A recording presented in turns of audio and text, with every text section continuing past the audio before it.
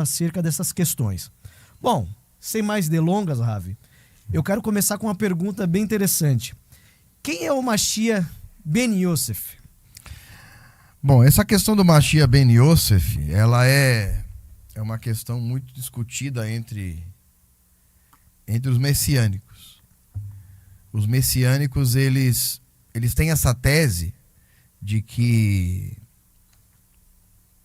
o Mashiach Ben Yosef também pode representar duas fases do judaísmo, duas fases de Mashiach.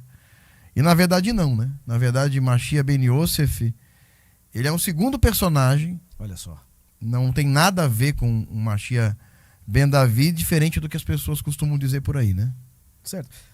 O que a luz do judaísmo, né? O que os nossos sábios nos explica, nos traz elucidação acerca dessa diferença que há entre o Mashiach Ben Yosef e o Mashiach Ben Davi?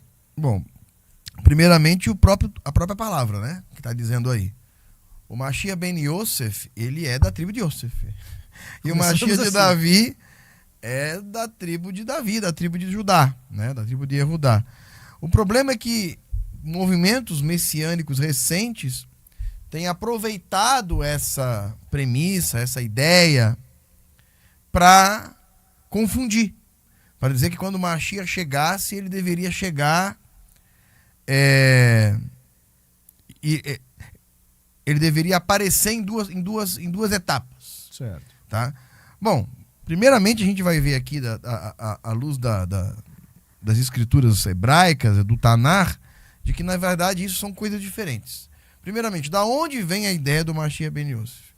De alguns lugares da Bíblia. Primeiramente, nós temos lá no livro do profeta Zacarias, a gente tem a ideia dos dois ungidos que aparecem ali, os dois ramos de oliveira, e aí o profeta pergunta quem são estes, e é dito, estes são os dois ungidos que estão sobre toda a terra. É possível se referir ali ao sacerdote Yehoshua ali do texto e ao descendente de Davi, Zorobabel, que nunca foi ungido de fato, né? Então os rabinos utilizam aquele texto de Zacarias para mencionar a hipótese de que, na verdade, haveria dois Mashiach. E esse Mashiach Ben Yosef, ele é uma figura militar. Ele não é uma figura redentora, exatamente.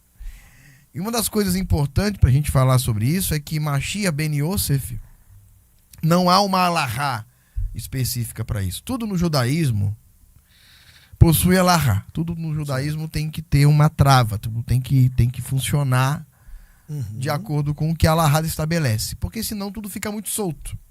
Então uma das coisas que a gente tem que entender é que nós precisamos discutir as coisas na forma como elas são colocadas. Então, se nós vamos discutir em Peshat, então é Peshat. Certo. Ou seja, é no nível literal. Então a gente vai discutir no nível simbólico, então é simbólico. Se o nível é moral, então é moral. Se o nível é sod, o nível é místico, cabalístico, então é místico, cabalístico. O que as pessoas costumam fazer é, quando uma determinada coisa não cabe no literal, apela-se para o simbólico. Entendi. E apela-se para o subjetivo e para o místico. Tá?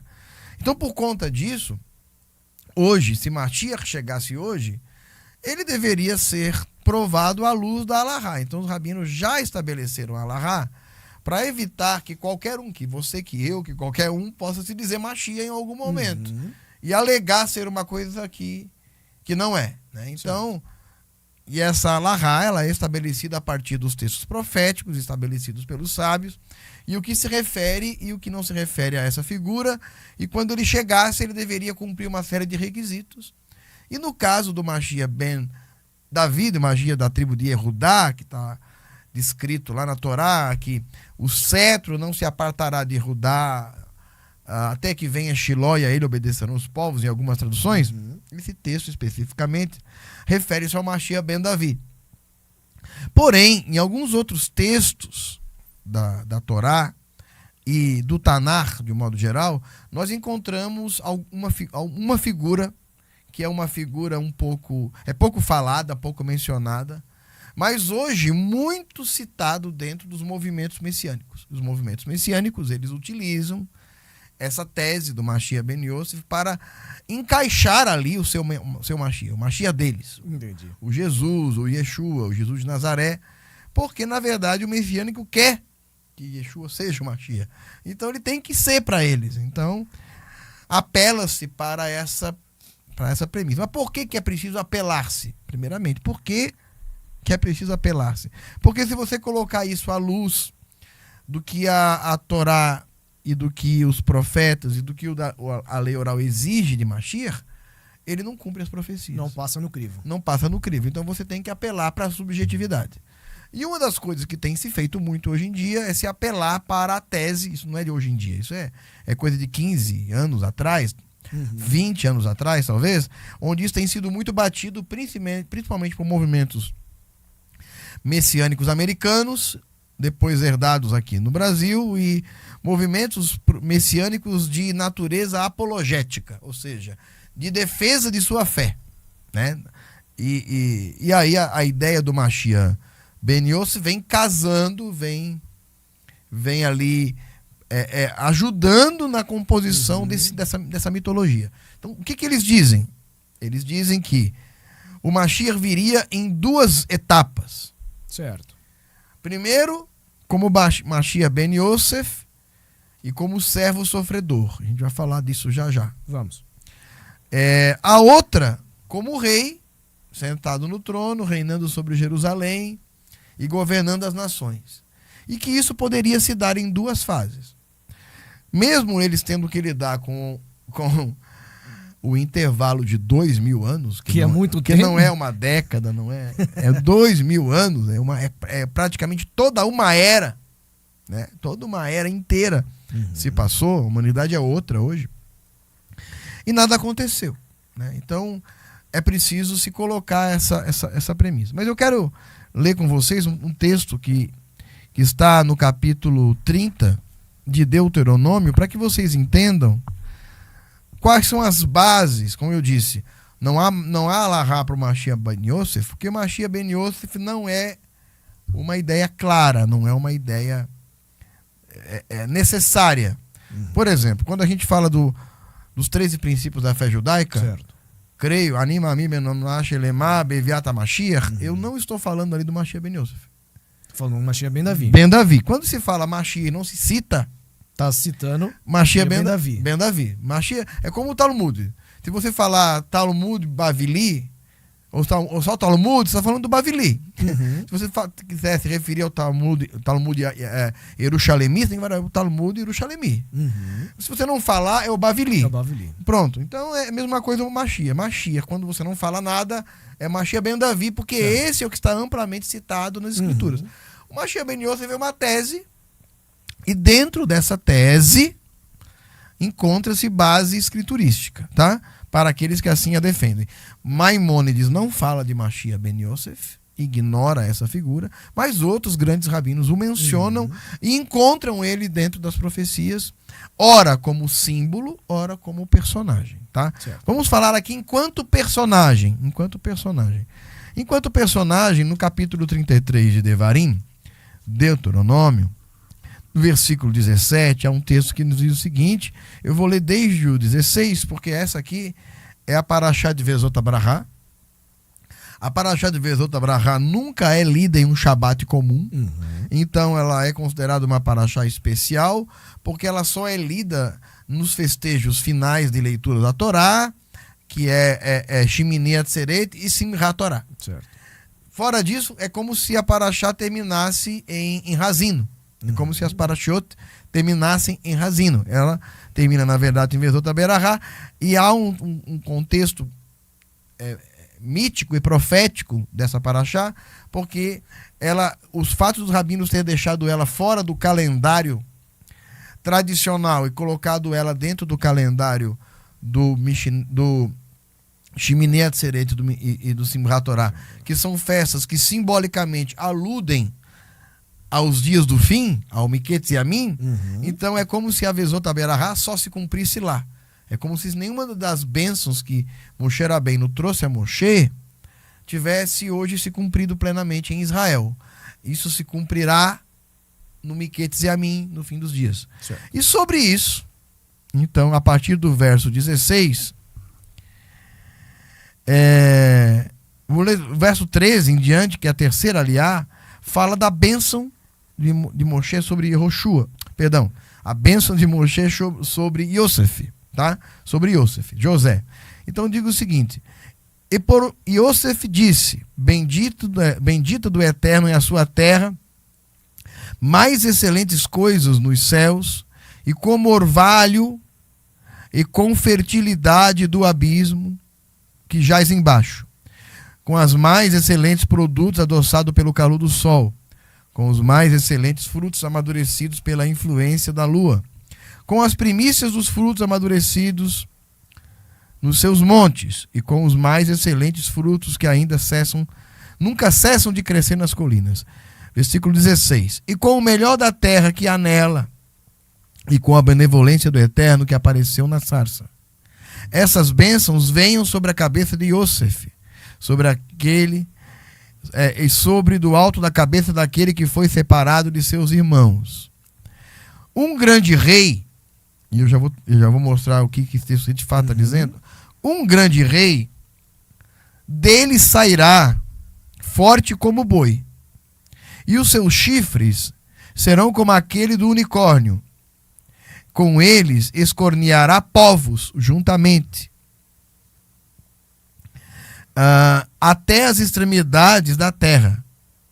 E são eles as dezenas de milhares que exterminará o descendente de Efraim, e os milhares que exterminará o descendente de Menache. O que esse texto quer dizer? O que esse texto quer dizer? Olha, não é um texto de fácil interpretação, né? Mas o que me chamou muita atenção aqui foi no verso 17, né? Que fala do grande rei, e ele sairá forte como um boi. E seus chifres serão como aquele do unicórnio, como ele escorneará povos juntamente até as extremidades da terra. Estamos falando aqui de alguém, de um guerreiro, né? Alguém com força que vai fazer uma limpa, deixar o terreno, digamos, limpo para que as coisas avancem, para que as coisas aconteçam. Eu vou ler numa outra tradução, não vou apelar para o hebraico agora, mas vou ler numa outra tradução mais próxima do que ela é, porque a gente vê ali um rei, e a gente tem que dizer que aquilo ali não é rei, não está escrito a palavra rei ali, tá? É como o primogênito, a Behor, essa palavra escrita ali, né? E no versículo 17 fala o seguinte, aqui na outra tradução: ele é o seu touro primogênito, honrai a ele. Os seus chifres são chifres de búfalo, e com ele fere os povos, todas as extremidades da terra de vez. Eis as miríades de Efraim e as miríades de Menache. Então, o texto está dizendo que ele seria alguém forte, como um touro primogênito, e que sua força estaria contra os povos, e ele exterminaria os povos. E esse é um dos textos que os nossos sábios utilizam para propor a ideia de um outro personagem chamado simbolicamente de Mashiach Ben Yosef. Mas o texto ali é claro. O texto fala que ele seria descendente de Yosef. Os sábios vão colocar especificamente em Efraim, embora a Torá cite Efraim e Menache. Mas esse Mashiach Ben Yosef é da tribo de Yosef.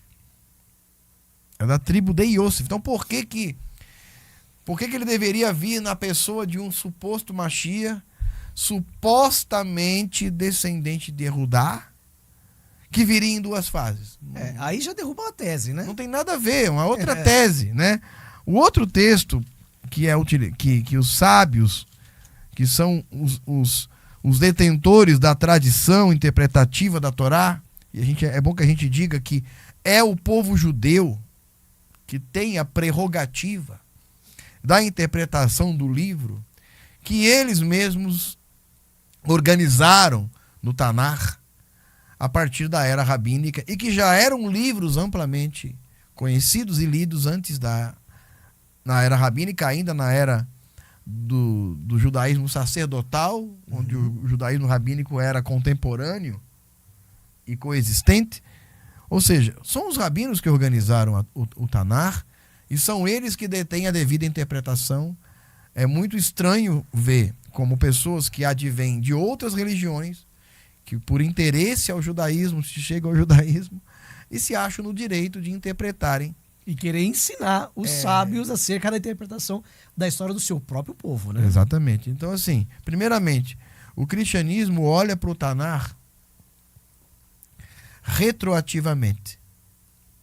Ou seja, ele já tem o que ele considera o cumprimento profético. E ele vem retroagindo, olhando de trás para frente, olhando como se tudo aquilo precisasse se encaixar na tese que ele já tem. Esse é o problema. É aquele ditadinho que você gosta de dizer, né? É você lançar a flecha depois que E depois desenhar o alvo. O alvo. Já tá feito. Aí agora eu vou encaixar aqui, tentar... vou ler os textos e vou tentar encaixar aqui a minha tese baseado no que eu li. Aí fica muito fácil, né? Exatamente. Agora, quando você enxerga isso lendo a Torá, muda totalmente. Aí você vai falar, pô, peraí. Não encaixa. Não encaixa. O redondo no quadrado. Não tem como. Bom, aí nós temos o texto de Obadias, que inclusive foi parte de uma Haftará recente. Obadias, capítulo...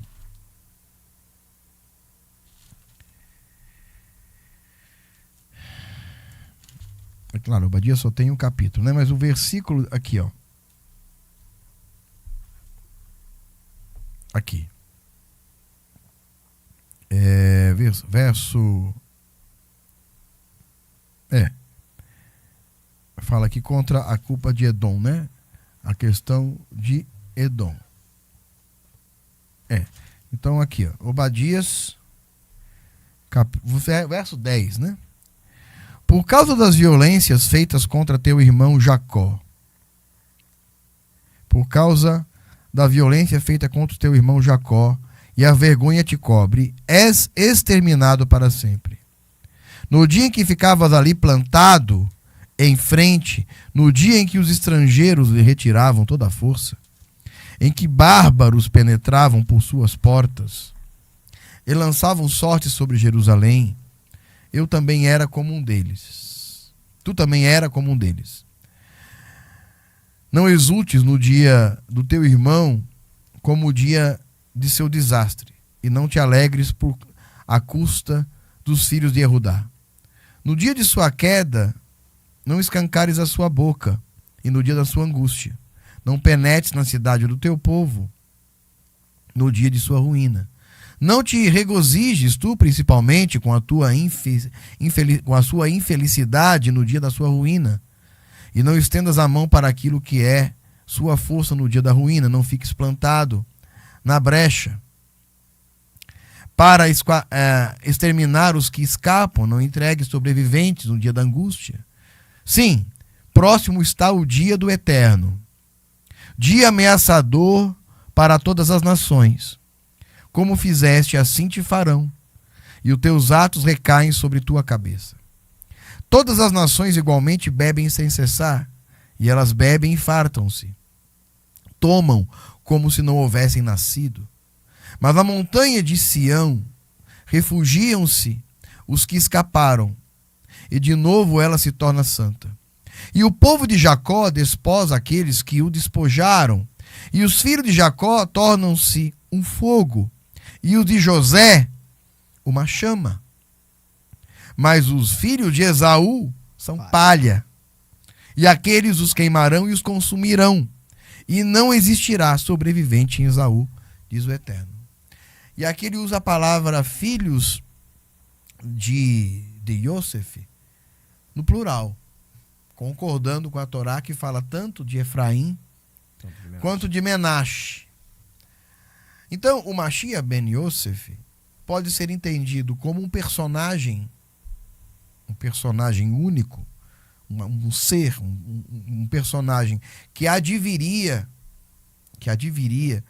da tribo de José, ou pode-se entender esse Mashiach ben Yosef, agora não no sentido literal, no sentido simbólico, para descendentes de Yosef, que fariam esse papel. O fato é, esse Mashiach ben Yosef não é de Judá. Fato. Ele é um personagem militar, o símbolo bíblico dele é de um guerreiro e não de um redentor, não de um rei. Ele é alguém que luta as guerras de Israel, que sofre as batalhas de Israel, que se entrega nas batalhas de Israel.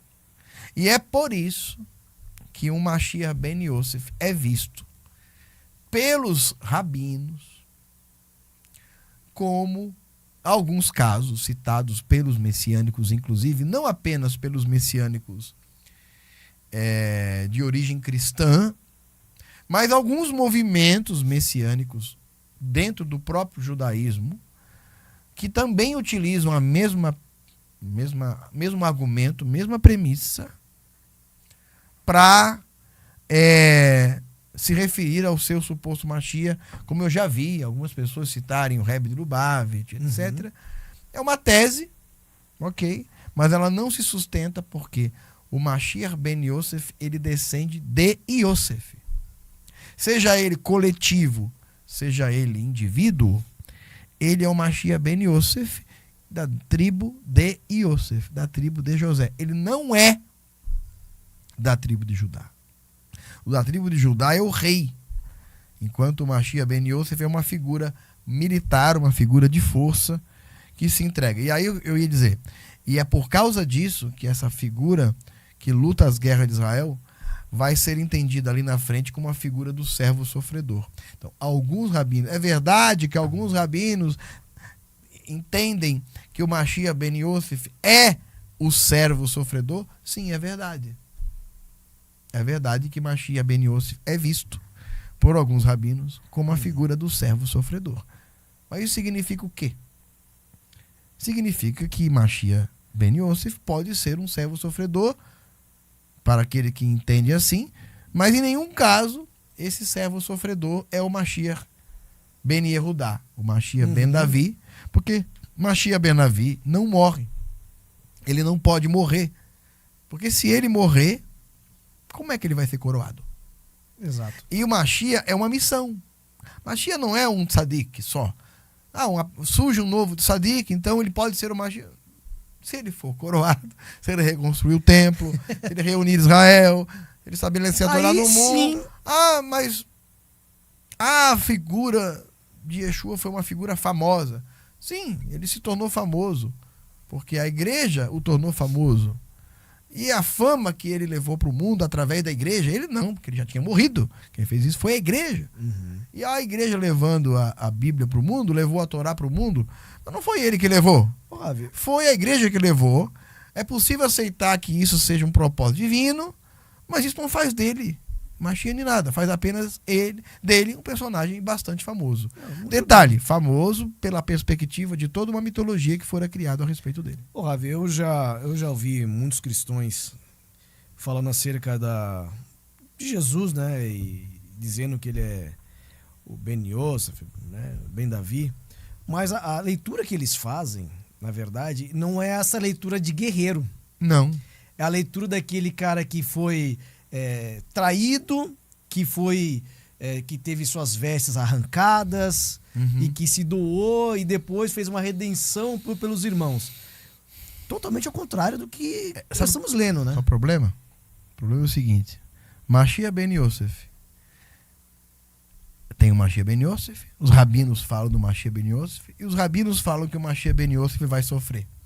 Só que eles não vão para esses textos aqui. Não tem base na Torá. E quando eles leem o rabino falando Mashiach ben Yosef vai sofrer, para onde que eles olham? Yeshayahu? Não, eles olham pro personagem Yosef. Sim. E o personagem Yosef foi vendido, e o personagem Yosef foi jogado no poço, e o personagem Yosef foi vendido pelos irmãos, e o personagem Yosef no final se reconcilia e se revela para os seus irmãos. Então, o Mashiach ben Yosef do messianismo não é o Mashiach ben Yosef.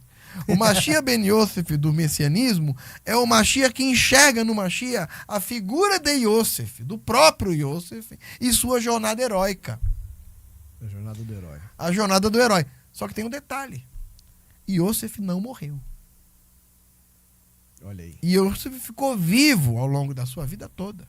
Assim, então, se alguém quer dizer que Mashiach surgirá e que no início, alguns sábios vão dizer que se Mashiach chegasse hoje, ele não seria aceito plenamente de uma vez só, né? Mas no final, ele provaria. Sim. No final de sua vida, ele provaria. Ele não provaria depois de sua morte. Ele provaria em vida.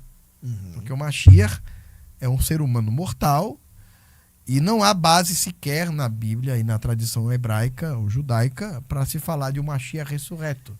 Essa é outra história que não vem ao caso aqui, mas não há espaço para esse lugar aí. O que eu acho mais interessante é que eles associam essas duas figuras numa pessoa só. E é o contrário. São duas pessoas. São duas pessoas. Mas eles colocam tudo no mesmo pacote e falam, não, isso aqui é uma pessoa só. Impossível.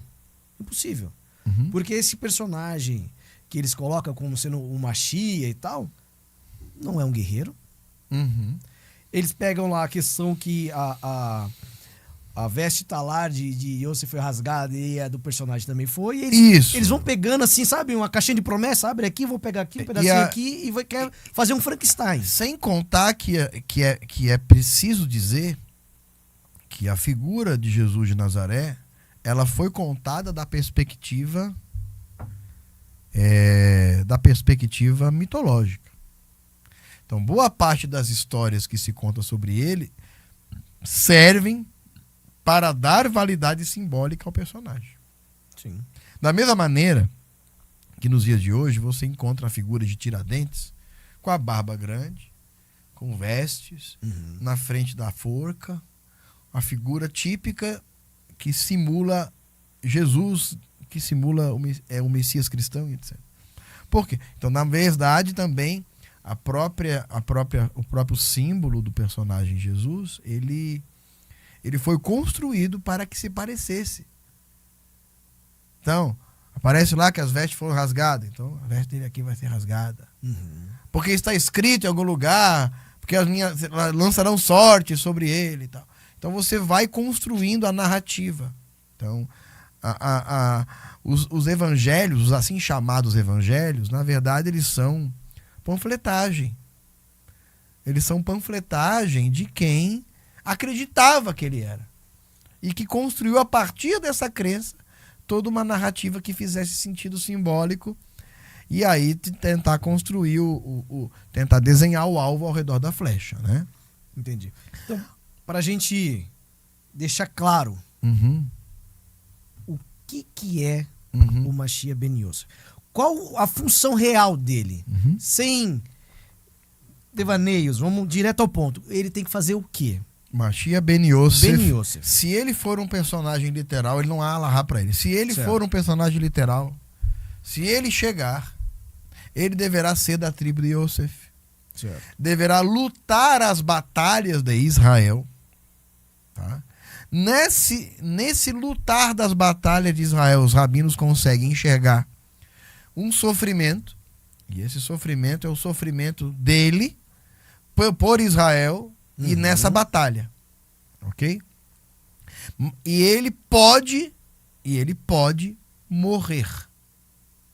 Então, uma das coisas que alguns sábios trazem na tradição rabínica, talmúdica, mishnaica, midráchica, é dito que o texto também de Zacarias que fala, e eles olharão e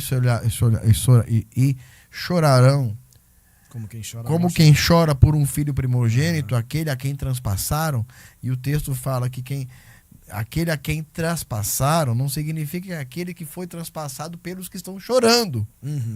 Porque quem lê o texto fica parecendo assim, eles chorarão amargamente por aquele que transpassaram. Não, por aquele que fora transpassado, por alguém. Transpassaram ele. Então eu estou chorando porque transpassaram ele. Então, esse personagem é verdade que alguns rabinos trazem para o Mashiach ben Yosef. Mas por que Mashiach ben Yosef fora transpassado? Porque ele estava em guerra. Que é um guerreiro. Porque é um guerreiro. E ele pode morrer em batalha. Entenderam isso? E esse guerreiro que morre em batalha, na tradição rabínica, e ela não é generalizada, ela não é unânime, mas é possível lê-la, tá? De alguma maneira, o Mashiach ben Yosef, ele tem essa história de morrer no final. Mas ele morre. Não morre e ressuscita. Ele morre, ele é um homem. Ele morre, Ele normal. é um homem. Mas ele abre caminho para a redenção final do Mashiach ben David. Por quê? Porque para a tradição rabínica, antes de chegar o Mashiach literal, é preciso chegar à guerra de Gog e Magog. E esse Mashiach ben Yosef, ele se envolve na guerra Gog e Magog. Então, a base escriturística para o Mashiach ben Yosef, se ele é literal, é Obadias e é Deuteronômio 33. Não tem outra base. Não há outra base tão clara de um Mashiach ben Yosef. Agora, você encontra vários outros textos no Tanar que os rabinos vão atribuir a Mashiach ben Yosef. Mas são esses dois textos que definem quem ele é. Um descendente de Yosef. Ou um Mashiach coletivo, que é os filhos de Efraim, os filhos de Menashe, que descendem de Yosef. É como se fosse uma espécie de exército. E aí você vai encontrar na tradição rabínica quem diga: o espírito de Mashiach ben Yosef já está em nosso meio. O que isso significa? O Tzahal, Sim. o exército de Israel, sabe? Israel e o seu espírito de guerra, que já está no nosso meio, preparada, né? Que é o leão, quem o despertará, o espírito reativo, forte, mesmo sendo um país pequeno, deflagra vitória contra grandes inimigos. Então, esse é o espírito de Mashiach ben Yosef. E uma coisa tem que ser falada, né, Ravi? Israel é um país pequeno, que já foi tentado ser exterminado várias vezes. A nossa história diz isso. Mas o espírito do Mashiach ben Yosef sempre esteve sobre o nosso povo. Porque como é que pode um lugar tão pequeno, um povo tão pouco, ser tantas vezes tentarem ser destruídos e não conseguem? Existe algo sobrenatural, algo divino sobre esse povo, porque é impossível. Se a gente for falar questão militar, cara, você pegar umas potências mundiais, aparentemente passaria um carro por cima, mas não consegue. Porque existe algo divino, existe realmente uma promessa de Hashem para esse povo, de que esse Mashiach ben Yosef, ele, assim, ele tá aí. Ele tá aí. Eu fico pensando assim, agora a minha conjectura, né? O Bibi é o cara. O Bibi é o cara. Sim, ele é uma representação. Então vamos pegar, por exemplo, nós estamos aí em pleno mês de Kislev ainda, né? Certo. Terminando aí Kislev, né? Hanukkah vai... Terminamos agora. Né? Terminamos. Bom, estamos em Kislev, regido pelo Mazal do arqueiro, né? Sagitário, cujo personagem simbólico é os macabeus. Os arqueiros macabeus. Dentro da tradição bíblica, você encontra a tribo de Benjamim, a tribo do arqueiro, que por acaso é a tribo de quem? Do mês de Kislev. Olha aí. Do mês de Kislev. Então, o mês de Kislev é o mês do Mazar do arqueiro, é da tribo de Benjamim, né? Da festa de Hanukkah e dos macabeus. Muito bem. Benjamim é o lobo. Na descrição de Jacó, né? Quando ele abençoou seus filhos, o animal de poder, né? O animal de... O É o que eu pensei. É um animal de poder de Benjamim, é o lobo, que despedaça. Que, por sinal, é o meu animal de poder. É, exatamente. Então, assim, Bachia ben Yosef foi os macabeus. E eles morreram em guerra também. Morreram, muita gente morreu em guerra. Sim. Entendeu? Machia ben Yosef está no exército de Israel. Machia ben Yosef estava no levante do gueto de Varsóvia. Machia ben Yosef esteve encarnado no povo judeu todas as vezes em que o povo judeu reagiu. Todas as vezes em que ele reagiu depois de ter sido levado como cordeiro para o abatedouro.